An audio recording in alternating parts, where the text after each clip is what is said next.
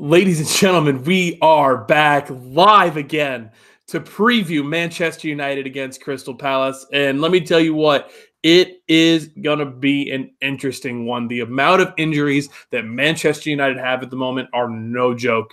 And it's going to make it so we are going to have to rely on our youth, something that some of us have been calling for a while. And I am definitely excited to see that. So let's go ahead and let's introduce my two guests for tonight. First and foremost, I have to introduce my guy, my Phoenix Rising compadre, the absolute legend that is Michael Vanderplas. Michael, how you doing, bro? Good, man. Good. Excited to be here for this one. Heck yeah, man. It's gonna be an interesting preview, that's for sure. I mean, we were talking earlier, and it's just it's going to be interesting to see what's going to be rolled out tomorrow. Yeah. Last but not least, Matthew McFadden. He somehow manages to always be here. He's on that Arizona sleep schedule, apparently. So we'll have him on anytime, as you know. So, Matthew, how you doing, bro? Well, I'm actually wide awake, which is a bit weird. Actually, to be fair, about an hour ago, I was on the brink of sleep until I got a message saying streaming in half an hour, so thought I might as well join. Yeah, fair enough. Yeah.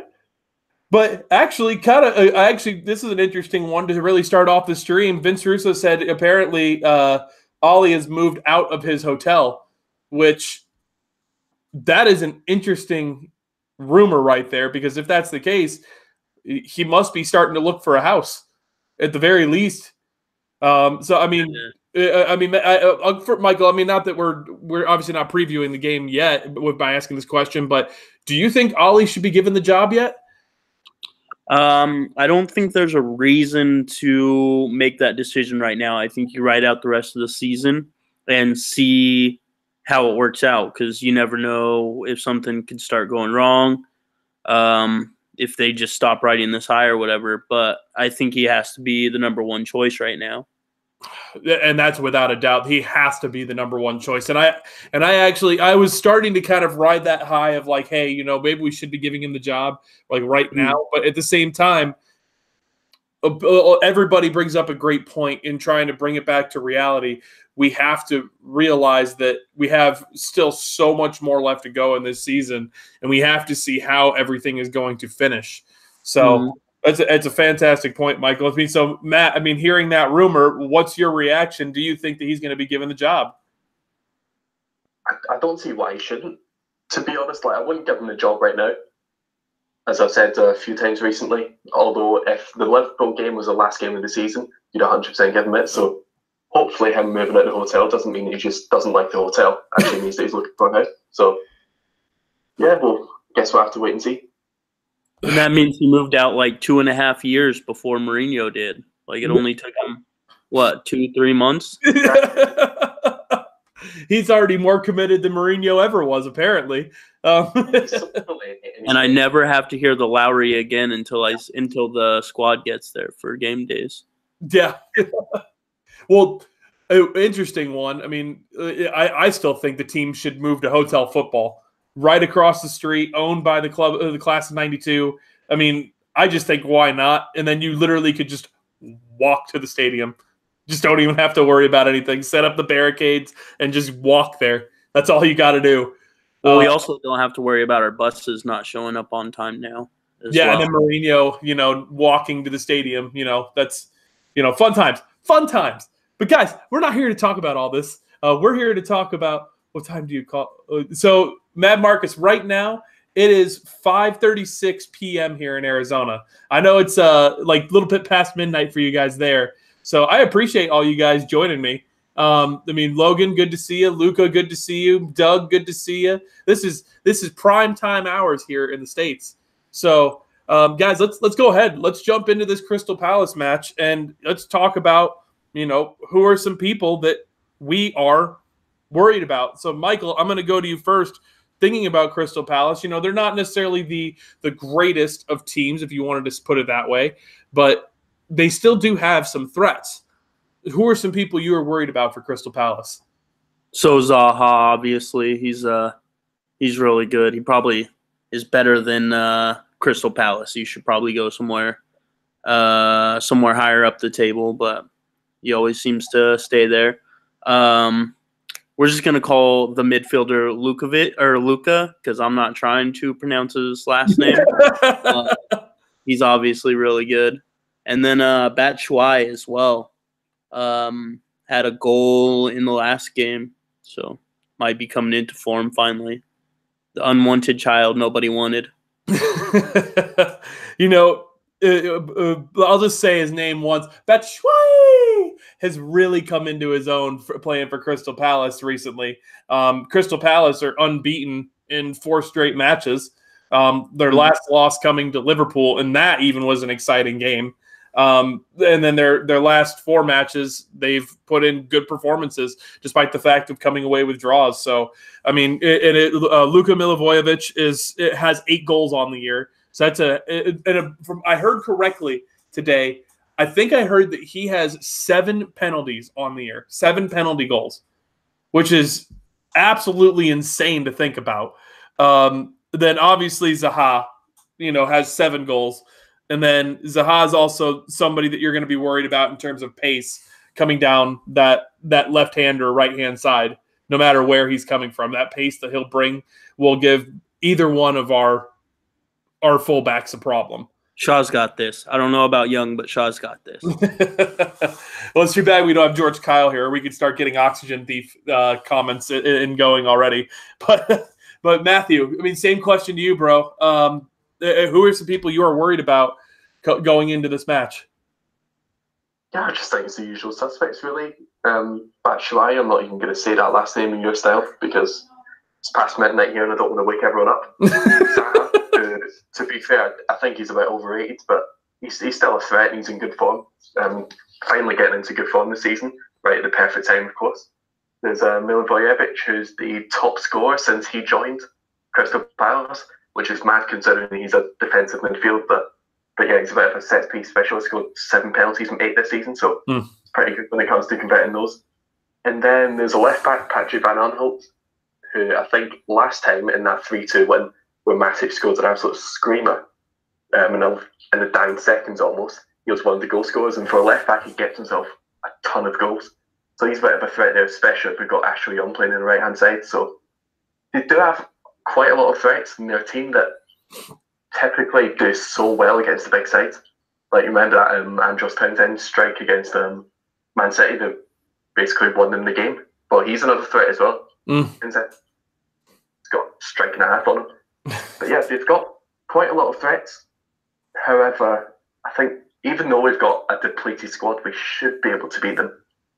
Because as your boy Doug says, United have never lost to Palace in the Premier League era, which is actually a really surprising stat. Yeah, that is. I was actually just about to read that. I had scrolled back up to get the exact stat, but to think that Manchester United have never lost to Crystal Palace in the Premier League era is absolutely insane to think about. I mean, we're not in the record-setting business anymore. We're not the bad records. Yeah, that's true. That's true. I mean, it's for me. Obviously, you guys have mentioned most of the people that I would think of.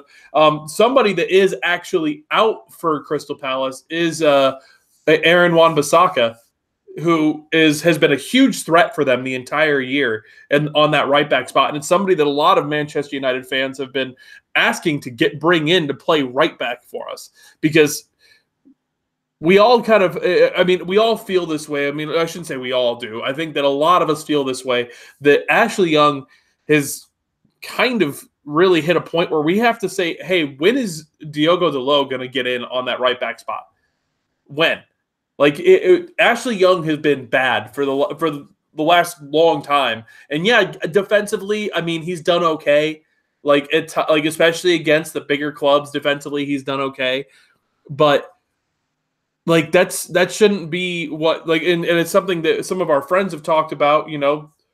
Obviously we need our fullbacks to be getting forward. We need Young and Shaw to be getting forward, and it's just right now it's not happening, and at least not with any effectiveness, because I mean, we all saw in the game against Liverpool, Ashley Young could not put in a cross to save his life.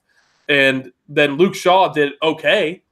It just, ultimately he was probably the man of the match.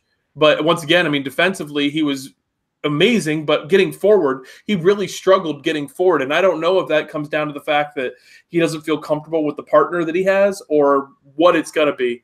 But the other person I want to do mention, which I think I heard Matthew mention him for a second, is Andros Townsend, who had that absolute screamer against Manchester City. Very much so Paul Scholes-esque in that goal. So that's somebody else we definitely got to be on the lookout for. So, I mean, guys, let's go ahead. Let's start getting into the match a little bit. I mean, Michael, we're coming into this match. Ollie's already confirmed that we've got 10 people missing for this, including, Anthony Martial, Jesse Lingard. We've got a myriad of midfielders that are out. We have an entire starting lineup out, essentially. Mm-hmm. So, I mean, do you think that is going to affect the way that we come into this match? Yeah, it's a Wednesday match as well, so it's going to be difficult anyways. But with all those people out, I see us winning, but I see us not being as comfortable as we would be. Yeah, I like you said, it's like I think that we're going to win this, but this is going to be a really hard one, and I'm not confident going into this match. Like, if you were to say we had our full lineup, I'd be like, you know what, we're about to go in and smash Crystal Palace, despite the fact that they're on good form. We've got Martial and Lingard and Rashford leading that line and really vibing off each other. But now it's like we don't even know what our front 2 or 3 is going to be. We don't know who's going to be starting. We don't know who's going to be on the bench. I mean, only 3 people I think we could probably say are guaranteed to be on the bench are the likes of James Gardner, Tahith Chong, and Angel Gomez, and one of those 3 might even start. So, I mean, Michael, I'll ask you the question before I move on to Matthew. I mean, do you think one of the kids should start in this match? He almost has to start, Chong. If he's going 3 up front, he almost has to. Mata, Lingard are both injured. I don't know who else he would put on the right there, unless you put Alexi, but then you don't put Alexi on the left. So that's the question: is are we going to play Alexis Sanchez? Or where is he going to play if he does play?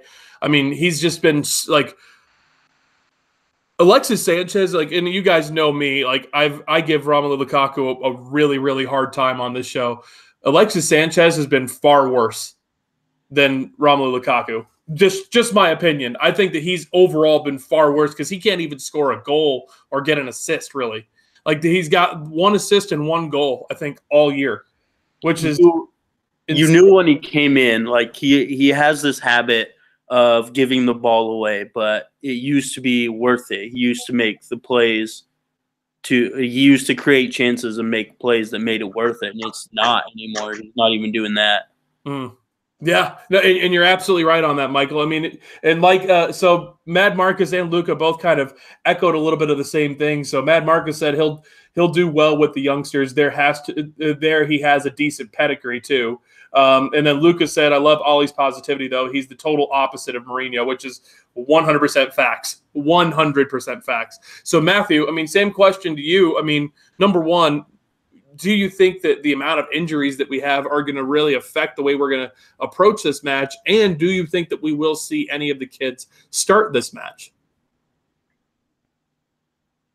I think it's a tough one in terms of predicting how that match is going to go because, like you said, there's 10 injuries. And yeah, some of them are to players who haven't really played, but basically our entire front 3 is out, and including one of the subs too. So it's an absolutely depleted squad from the midfield onwards. I think the back 4 should, remain the same. And just talk about Diogo Dalot coming in, and we'll cover this more when we go into the lineup prediction. But to be honest, I keep it as the consistent back 4. That's something that you need to have when you've got such a depleted squad. You need to try to have as much consistency as possible. But yeah. In terms of how we're going to approach it, I'd imagine us to go a little bit more defensive. I don't see it being, like that 5-1 win over Cardiff or 3-1 against Huddersfield. I think it was only like that because, we had that front 3 and we had that pretty much indestructible midfield. But really the only the only player in a midfield and attack in terms of a first choice who's actually fit at the moment is Paul Pogba, which is worrying to think about. Look, I'm scared shitless that Paul Pogba's going to get hurt at some point too, because if we lose him, we're screwed. We played so many big games recently where we've had to absolutely work our socks off. We've got injury after injury after injury. What's the least thing you need after that? A midweek game. Like, you can just tell another injury is going to happen tomorrow. I hope not, but you can just see it coming an absolute mile off. Yeah, I think what your other question was. No, we were asking, do you think any of the kids are going to be starting? I think Sean might start. Depends on the formation, but there's talk about going with that diamond formation, but who's going to start at the tip of the diamond? Like, we've got Mata, he's not going to play because he's injured. Lingard, he got a repeat injury. He's not going to play. Who are you going to start there? So I think we will go with the 4-3-3, I think. And I'd imagine Chong to start in the right wing. And I hope so as well. And, Jamie Garner and Angel Gomez, I think, will be on the bench. Hopefully we'll see one of those two, maybe. Maybe even both if we're lucky, but all depends on how the match is going to go, to be fair. Yeah. I mean, realistically, we could see all three tomorrow, depending on how the day goes and who's going to be available. And a lot of people are echoing it that Chong basically has to start on the right. If we're going to play the 4-3-3, Tahith Chong has to start on the right, because realistically, we should not be as much as it sucks to say this, and I guarantee you that Marcus is going to hate it, but Marcus will not want to. Marcus won't want to not play tomorrow, but we need to be smart and we need to just give him the rest, let him get to the weekend, and hopefully his ankle will recover enough by the weekend that we could then use him in that match. And this is a match where I think that we are going to see Lukaku up top. I think that hopefully he could do the same job that Marcus does in that role, and maybe by giving him all these comments, in his press conference today. I mean, he gave Lukaku a lot of confidence and saying like, hey, you did exactly what I was asking for. We have to. You need to build off of this and continue to make better of what your opportunity is, essentially. And I think that if he comes out in this match and puts in a shift, especially up top, I mean, I think they could change the tune of a few people on him, because I mean, you could. I listened to the Flex and Rant show today on the United Stand, and they were talking about because both of them are at basically every match, and they were talking about the groans that you can hear around the ground when Lukaku won't come up with a good first touch and blah blah blah. I think this could be a match where if he puts in a good shift, that could change that tune. And that's what he needs. I think that he needs to regain the confidence of the fans too. Not just he needs to regain the confidence of himself, but he needs to regain the confidence of the fans too, because a lot of fans have lost confidence in him as well. I was hoping for him to do something on Sunday to change that, because you do something against Liverpool, you do anything against people are getting their tone. You look at Forlan; he had one goal against them, and automatically he was in everybody's good graces. Yeah, that's a great point, Michael. That is a great point. But guys, let's go ahead. Let's start moving into a little bit of how this match is gonna be lined up, because we do have a very unique scenario, and I actually think that all three of us might have a different starting 11 in this that we think Ollie is going to run out here, because there is a lot of options that we could go with because of the fact that we know that the kids are going to be there. So, I mean, Michael, I'll go to you first. How do you think Ollie is going to line up this team? I think he does go with the 4-3-3 again. The same four at the back. I would like to see Delo start over Young, but I don't think it's going to happen.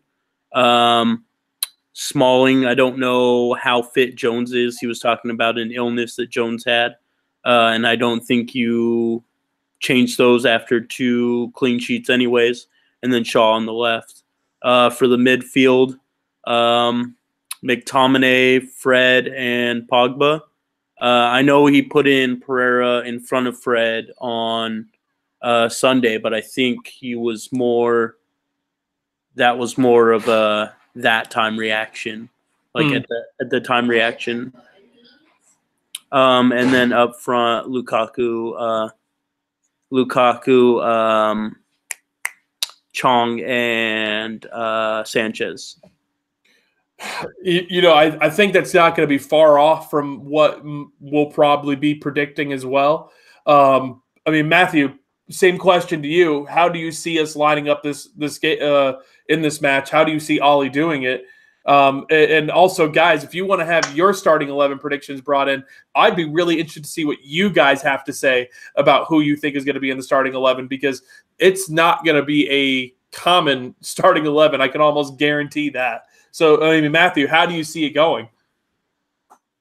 I think I'm going to go with a similar starting 11, if not the exact same. Obviously, the keeper in the back four to some extent speaks for itself. So, De Gea, Young, Smalling, Lindelof, Shaw, no issues with that, really. Scottish Zinedine Zidane in the field, Scott McTominay. Ideally, maybe it wouldn't happen, but he did okay against Liverpool, so might as well play him. I'm not sure about Fred or Pereira. I'd say Fred's probably a little bit better at the box-to-box role as opposed to Pereira. Pereira seems more like that, front three playmaker or number 10. So Fred probably would start there.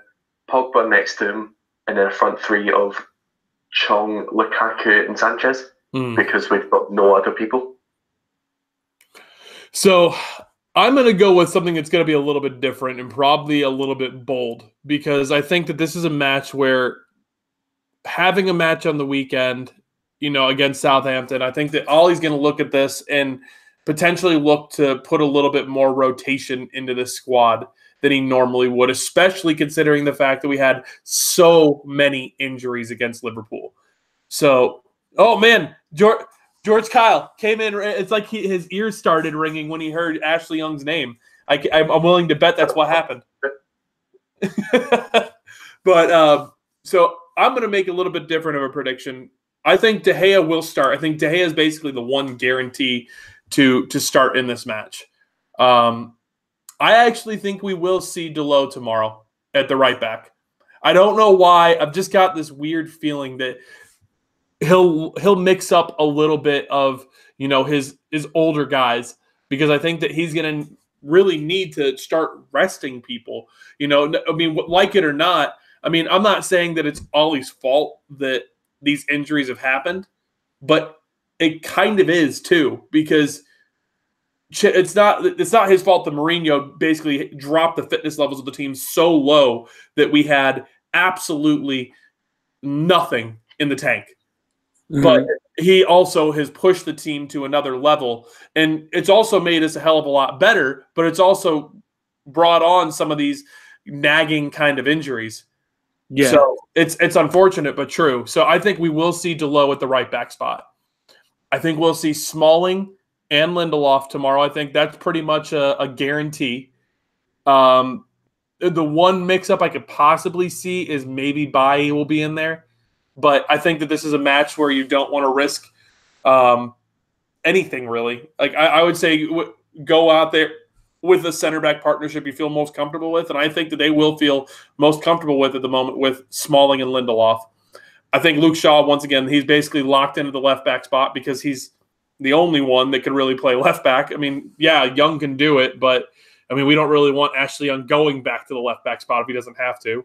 I think that the midfield is going to be where it's going to be really interesting, because it depends if we're going to do a 4-4-2 diamond, and maybe we'll see something a little bit different, or maybe we'll see the 4-3-3 too. I don't really know what we'll see, but I'm going to go with the 4-3-3. I'm going to say McTominay's going to start at that CDM spot.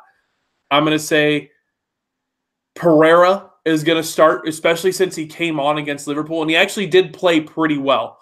For how bad he was in his last game, I give him so much credit to coming back out in a match against Liverpool and honestly putting in a really good shift, despite the fact that he probably didn't think he was ever going to see the pitch in this match. But I think that Paul Pogba is the only other guarantee besides De Gea that we'll see, because we absolutely need Paul Pogba. We cannot lose Paul Pogba. Otherwise, our season might be done. Then with the 4-3-3, I am going to say that Romelu Lukaku will start up top. I think Chong will start on the right. And I'm actually going to make a little bit of another bold prediction that I think that Angel Gomez is going to start on the left-hand side. I don't know why, but I think that we're going to see a bit of a mix-up in this. And we're going to see the kids brought in and say, hey, you know what? We need you guys. Go out there and play your game. Because when you do, nobody's going to be able to stop you. Because we all know the talent that Angel Gomez, Tahith Chong, James Gardner, Mason Greenwood had. We all know it. But it's just a matter of them actually getting the chances to see what we actually have in them. Can their talent go from, PL2 to the Premier League? I think that we'll likely see Sanchez start on the left, but I'm going to make the prediction that Angel Gomez will start on the left. And I don't know why. I've got this. I guess I want to see something a little bit different in a match like this. And I get that for some people that'll probably be controversial. But for me, I would prefer to let the kids have a chance and let them see what they're going to do. There's really not a better time to do it too. I mean, this would be the perfect match that, I would actually say of all the kids that we have down right now, it's sad that Mason Greenwood is the one that is injured, because I actually think Mason Greenwood starting up top in this match and Lukaku playing out on the right would actually be probably what would happen if Greenwood was actually healthy. Because I actually think if I heard Ollie's press conference correctly from the FA Cup match, Greenwood would have started that match had it not been for him being injured. I mean, did you guys hear that as well? I'm not sure if I heard that one. I know he was trying to get him in, and he got injured, and he was talking about the timing of the injury and how he was trying to get him into the system. Yeah. Gotcha. Okay. And that might be where I mixed up a little bit, because I didn't actually hear his press conference for that one. So it's unfortunate, but I would love to see Mason Greenwood get a chance before the end of the year. And I do think we will see it. You will. Let's see here. I think Chong will start and Gomez will be subbed on. Chris, I actually think that will probably what will happen too. Greenwood is our more talented academy player, in my opinion. He still is young, though. Yeah, I mean, he's 16. He is 16 at the moment. I can't see Chong to start.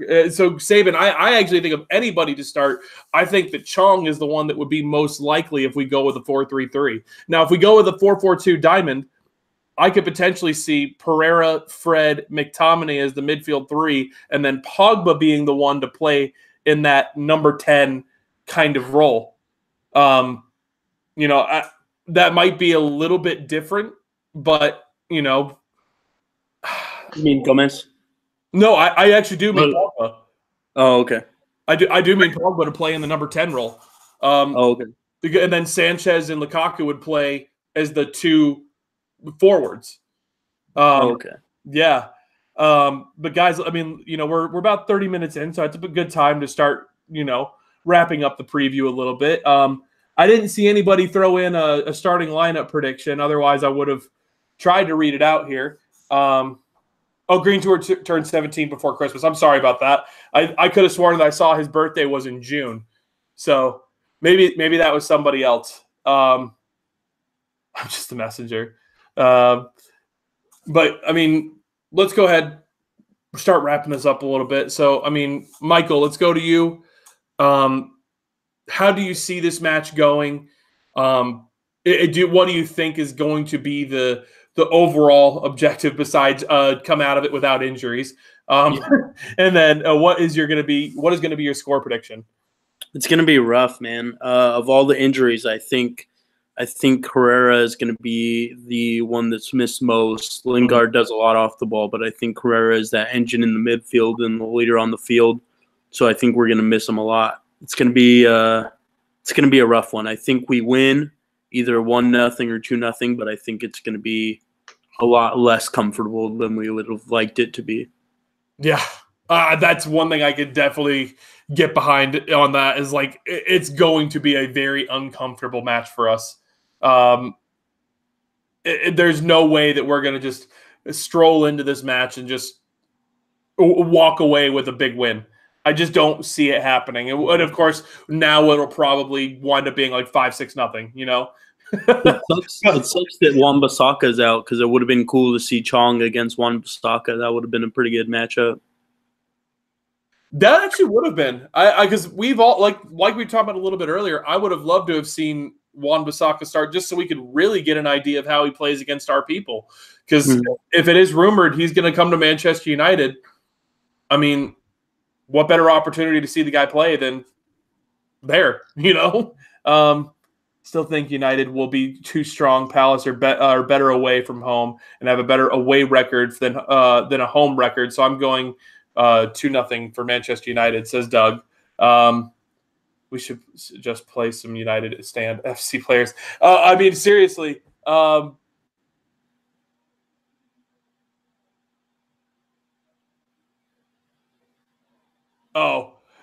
sorry, Matthew. I saw that and I was like, wait, what the heck is going on? But it's not the same person. I apologize. Yeah. That's weird. I was a bit confused there for a second as well. I'm not going to lie. Sorry, so Michael, we had a bit of a troll situation going on. Oh, okay.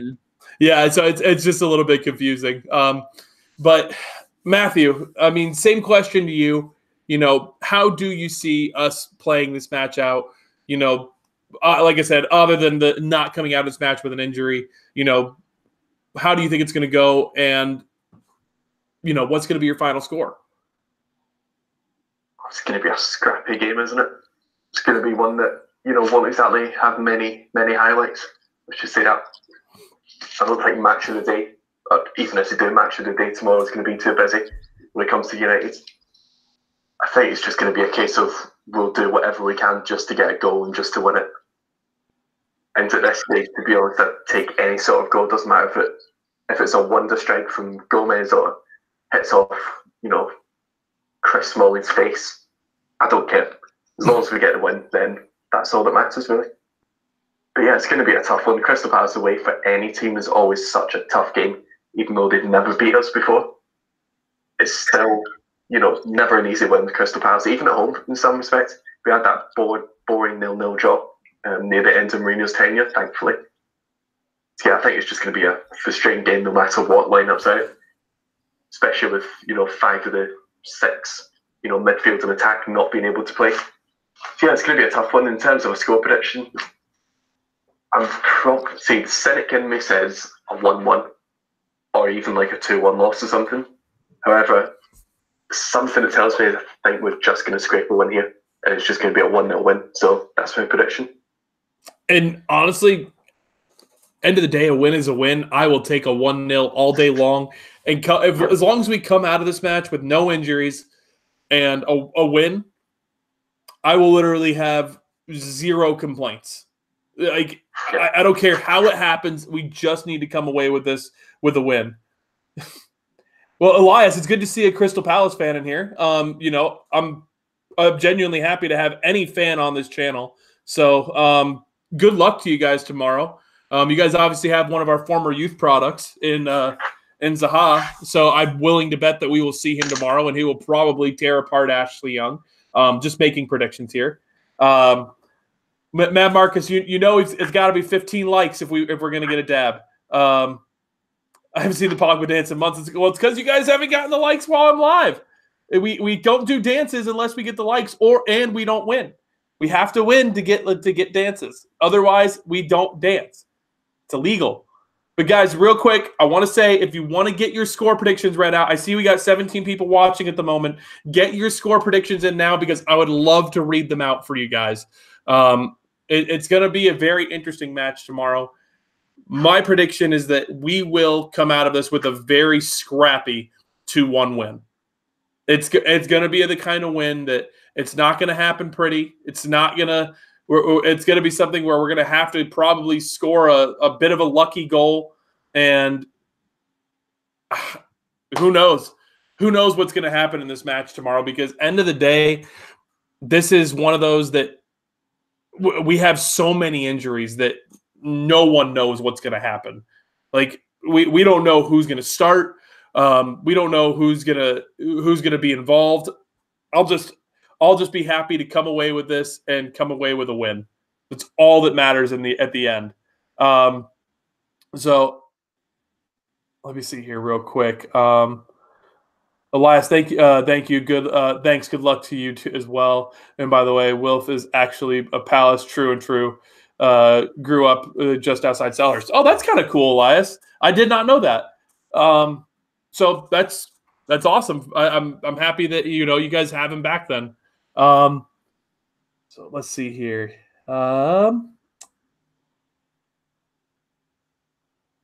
When is when? Sorry, guys. I'm trying to find your guys' score predictions here. So I know I saw Saban said 3-1 Manchester United. Matt Marcus is going with a 2-0 Manchester United, and the kids will play amazing. Marcus, that is the absolute dream, bro. That is the dream.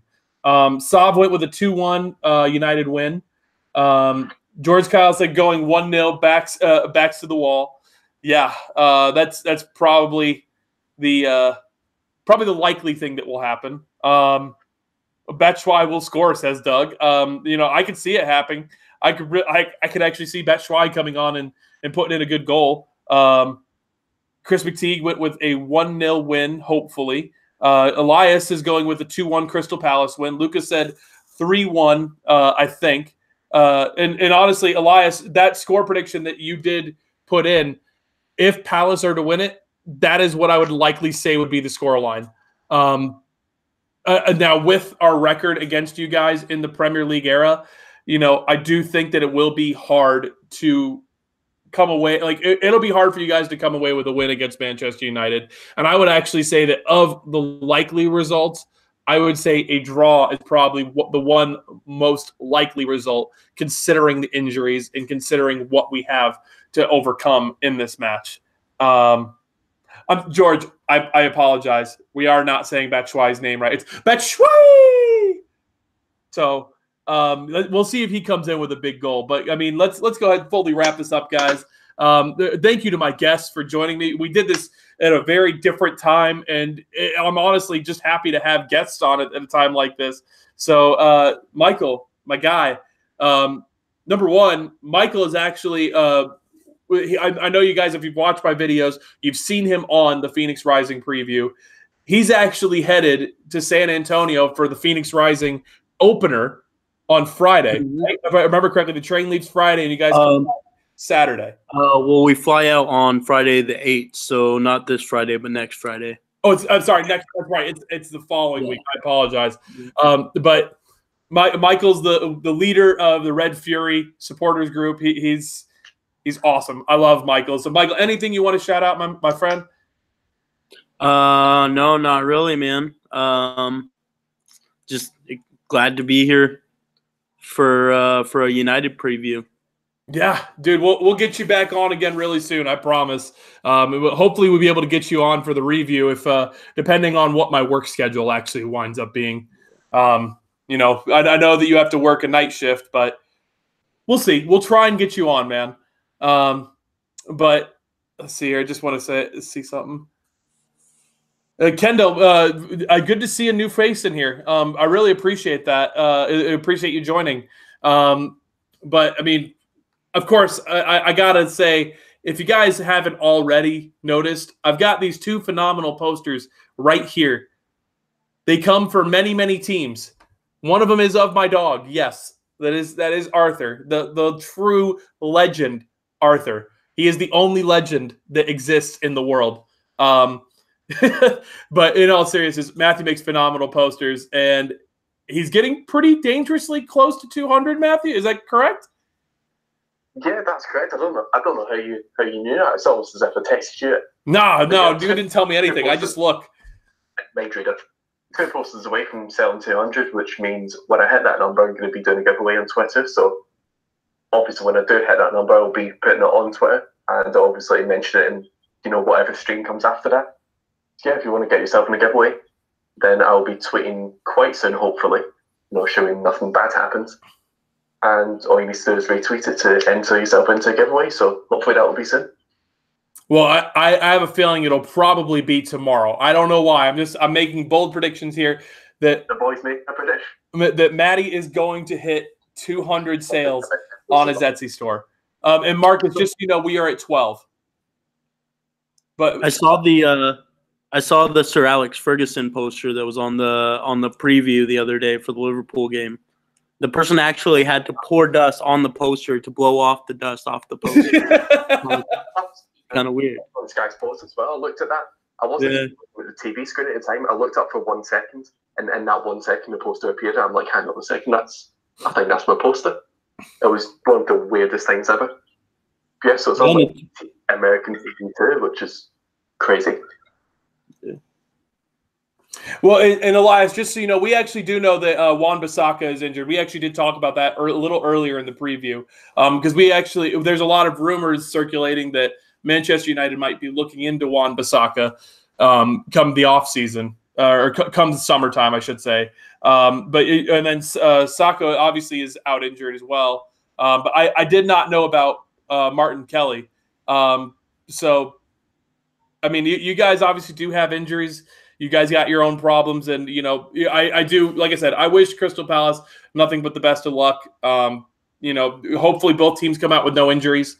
That's end of the day right now, what's probably the most important for our team is come out with no injuries and come away with a result.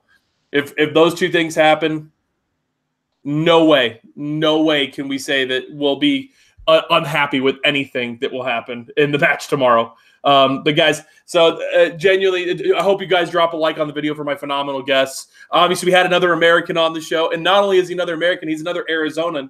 You guys see this flag here, Phoenix Red Devils? That's our local supporters group. We have, I mean, on average, probably 20 people that show up to the games, right? Yeah.